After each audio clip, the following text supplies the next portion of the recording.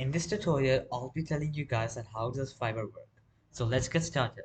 So Fiverr is like an online website where freelancers and people come to hire people or look for clients.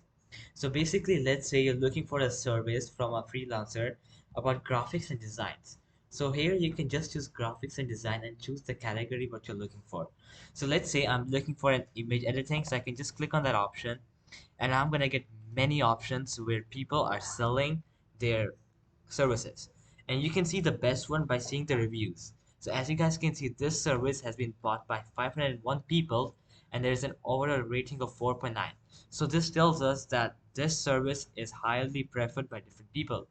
Similarly, let's say you are on Fiverr to earn some money, to sell your services for money. You can also do that by clicking on your profile and become a seller. So once you're a seller, you can make gigs, which are something like this. So like freelancers make this so that people can come on their gigs, and if they want the service, they can just buy it and then you can work for them. So that's basically how does Fiverr work. So alright guys, that'll be it for the video. I hope it helped you out and I'll be seeing you guys next time. Peace out.